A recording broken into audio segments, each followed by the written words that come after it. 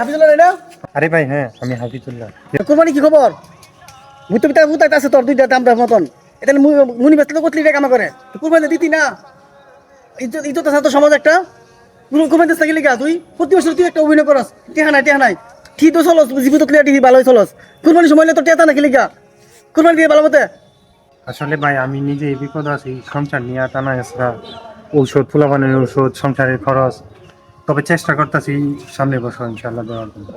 ওইসে তোর অভিনয় প্রত্যেক বছর তোর কুরবানি সময় নে তোর সব অভিনয় হয়ে যাবে জস সমাজে তো লাগে মুখ দেয় না সমাজের মধ্যে তোর জন্য আমি মানুষের লোকের মাথা দিলে কথা হইতে পারি না ইটা বাদ দিয়া কুরবানি দে সমাজ বাঁচতে হইলে বুঝস সমাজে একটা নাম আছে দাম আছে আমার ভালো তেইস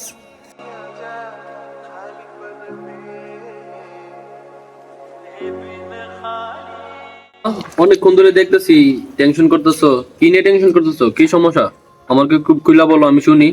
বলিস না বাবা, কুরবানি দিতে পারি না বললা রাস্তাতে প্রতি বছর মানুষ আমার অপমান করে। তুই তো জানিস সংসারের অবস্থা, সংসার চালাইতে কত হিমশিম খায়। তোদের তো কোনো কাজ কাম নাই, কিভাবে আমি কুরবানি দিব? আচ্ছা বাবা, এটা নিয়ে মন খারাপ করার কিছু নাই। আল্লাহ যেদিন আমাদেরকে সামর্থ্য দিব এদিন ইনশাল্লাহ আমরা কুরবানি দিব।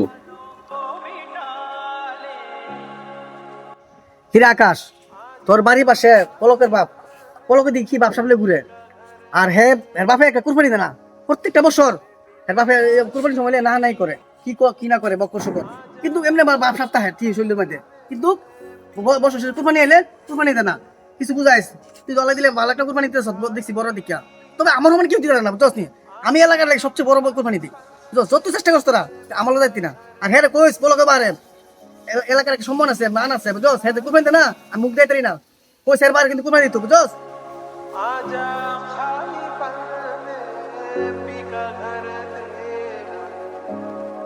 আসলে পশু কুরবানি উদ্দেশ্য না, উদ্দেশ্য হলো মনের পশু কুরবানি দেওয়া। কুরবানির মূল উদ্দেশ্য হলো ত্যাগ স্বীকার করা, তিতিক্ষা স্বীকার করা এবং স্যাক্রিফাইস করা। স্যাক্রিফাইস বলতে গেলে আমরা মনের যে পশুটা আসে সেই পশুটাকে যদি কুরবানি দিতে না পারি তাইলে আমার মন থেকে কোনো স্যাক্রিফাইসই হবে না। এটাই সবচেয়ে বেশি প্রয়োজন। আল্লাহ পাক পশু কুরবানির দ্বারা আমাদের মূলত মনের পশুটাকে কুরবানি করার জন্য কোরআনে ইঙ্গিত দিছেন। কোরআনে আল্লাহ পাক বলেন, লা ইয়ানালাল্লাহু লুহুমুহা ওয়ালা দিমাউহা ওয়ালাকিন ইয়ানালুহু তাকওয়া মিনকুম। আল্লাহ পাক বলেন যে তোমাদের পশু যে কুরবানি করো, পশুর গোশত এবং রক্ত কোনো কিছু আমি আল্লাহর দরবারে পৌঁছে না, একমাত্র তোমাদের অন্তর থেকে তাকওয়া পৌঁছে। তো এই কথার দ্বারা স্পষ্ট প্রমাণিত হয় যে আসলে মনের পশু কুরবানি দেওয়াই মূল উদ্দেশ্য।